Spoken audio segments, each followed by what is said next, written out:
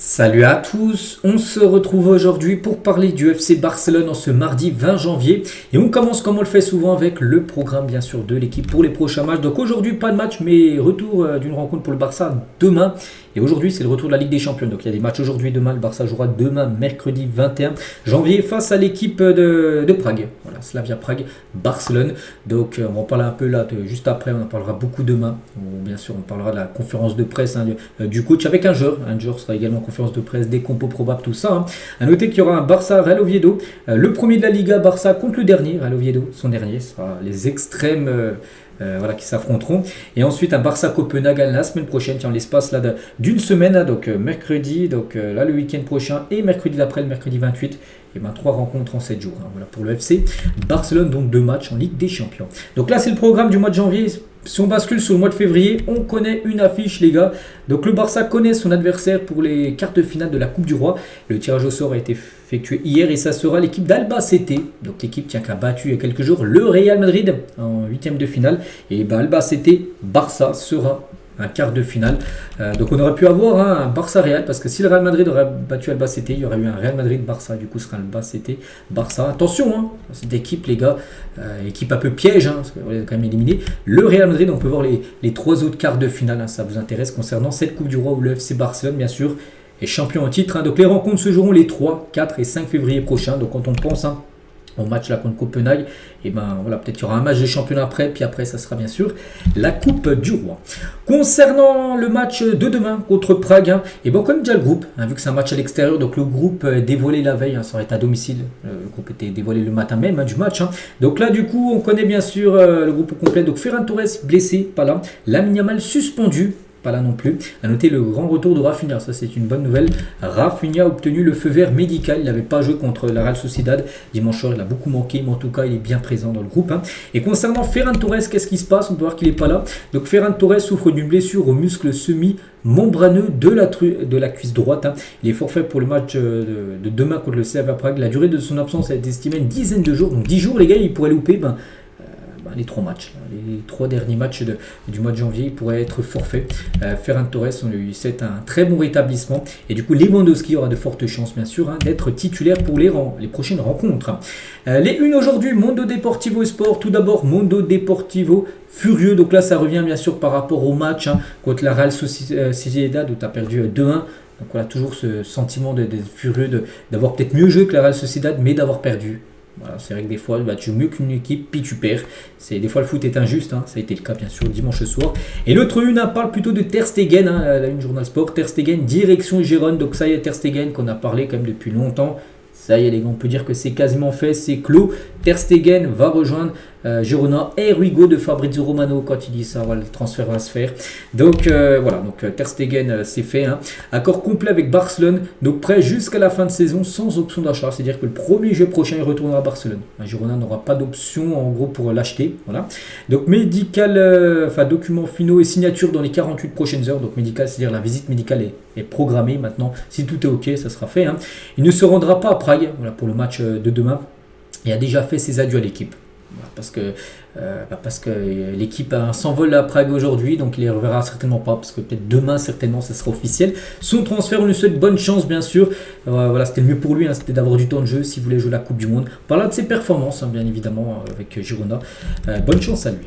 On continue, on va parler de la photo officielle du FC Barcelone qui vient d'être faite. Voilà, chaque année il y a la photo officielle, ça elle est faite les gars, regardez. Donc on a toujours Ter Stegen qui est en plein milieu, en plus avec le trophée de la Super Coupe. Donc peut-être dernière photo on le voit, pour cette saison. Voilà, magnifique photo avec les joueurs. A noter que Rafinha poursuit la tradition. On peut voir où il fait quelque chose avec sa main. Je ne sais pas trop ce que ça veut dire, mais en tout cas, regardez des joueurs brésiliens à l'époque, brésiliens. Il y a Ronaldinho, il y a Neymar, Piqué l'avait aussi fait, je ne sais pas pourquoi il l'avait fait, Piqué. Mais en tout cas, il poursuit cette tradition, de ce signe de... Je ne sais pas trop ce que ça veut dire. En tout cas, il a fait ça sur la photo officielle Rafinha. On continue les gars avec Marc Bernal. Donc restera au Barça. Voilà, il ne partira pas en prêt parce qu'on sait qu'il y a des joueurs. Donc là, Ter Stegen aujourd'hui pourrait partir. Dro, qu'on va peut parler juste après, devrait également partir. En tout cas, Marc Bernal, lui, devrait rester. Il devrait être conservé bien sûr par l'équipe. Après on verra l'été prochain, mais voilà, pour la fin de saison il devrait être encore joueur du club. Concernant Julián Álvarez, un joueur qu'on parle régulièrement parce que bien sûr c'est une cible prioritaire pour le Barça, parce qu'on pense que Lewandowski partira, et Álvarez fait partie des joueurs de l'Atlético Madrid dont l'avenir est très incertain d'après Mate Moreto qui est un journaliste. Il dit vraiment s'il y a des joueurs à l'Atlético qui peuvent partir, lui c'est bien le premier, parce qu'il aimerait remporter des trophées, tout ça. L'Atlético ça va peut-être rien gagner.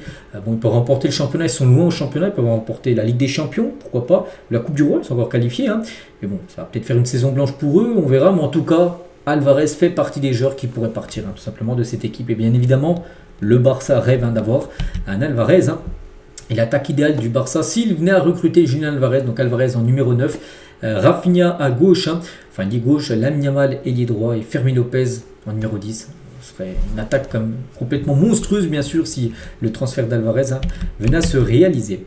Concernant Fermín López, là qu'on peut voir en poste de numéro 10, donc Fermín López est pleinement engagé à rester à Barcelone. Il n'y a pas l'intention de partir cet été. La question clé en interne est de savoir comment le rôle de Dani Olmo impacte la hiérarchie du milieu de terrain, parce qu'on sait qu'au poste de numéro 10, on a le choix entre deux joueurs, et trois avant avec Dro aussi, le choix entre Fermín López, Dani Olmo et Dro. Bon, Dro va partir, mais voilà, on se dit en gros que voilà, Fermín López, il n'y a pas de souci. En plus pour moi, je trouve qu'il est meilleur que Dani Olmo. Pour moi, ça doit être le numéro 10 titulaire. Voilà, donc, après, il faut voir avec la concurrence avec Dani Olmo ce que ça peut donner, bien sûr, par rapport à cette position.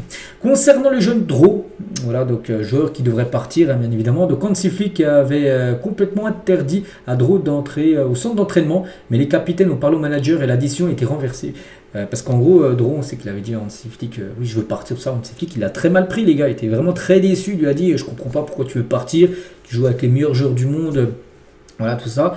Il lui a dit, maintenant, tu vas même plus t'entraîner. Je veux plus te voir au centre d'entraînement, tout ça. Les capitaines, peut-être, je sais pas, De Jong, tout ça, Ter Stegen sont partis par là. Hansi Flick lui a dit, c'est un peu dur ce que tu dis. Il faut peut-être comprendre qu'il veut partir. Il a peu de temps de jeu, tout ça. Et du coup, Hansi Flick a permis comme à Dro de venir s'entraîner. Donc Dro du coup s'entraîne maintenant seul en attendant de terminer son transfert du côté du PSG. Donc transfert qui pourra intervenir là à tout moment, ça peut être aujourd'hui, peut-être demain, peut-être après-demain, l'officialisation. Le Barça a décidé de miser sur Bernardo Silva en tant qu'agent libre, cet été agent libre, c'est-à-dire qu'il est libre. C'est-à-dire qu'il est en fin de contrat là, dans 5 mois, et combien 5 mois et 10 jours. On est le 20, donc ce sera le 30 juin prochain. Et bien sûr, le Barça pourrait être intéressé par rapport à l'arrivée du Portugais. Le joueur a déjà pris la décision de quitter Manchester City. Donc, affaire à suivre concernant Bernardo Silva. C'est vrai que c'est plus la version qu'il y a 3-4 ans où il était à son prime. Il a pris 2 ou 3 ans déjà de plus et il est un peu moins fort, mais c'est un joueur qui peut avoir une importance dans le vestiaire, un joueur qui peut être utile en fin de match. Pour moi, il ne serait pas un titulaire parce que c'est plutôt un ailier, on va dire. Les ailiers sont très performants à Lamine Yamal, Rafinha. Ou même numéro 10 peut aussi jouer cette position-là, mais peut-être le faire jouer de temps en temps, faire reposer les cadres. Là, il peut être utile, bien évidemment, Bernardo. Donc, c'est un joueur vraiment à prendre très au sérieux pour la prochaine saison. Le Real Madrid était content que le Barça ait perdu donc avant-hier et croit désormais pouvoir gagner la Liga. Parce qu'on sait que le Real Madrid s'est imposé ce week-end et le Barça a perdu. Du coup, il y a 4 points d'écart et c'est revenu à 1 point. Alors maintenant, les équipes sont collées, on va dire, au classement. Et bien sûr, le Real était très content de la défaite du FC Barcelone à la Real Sociedad.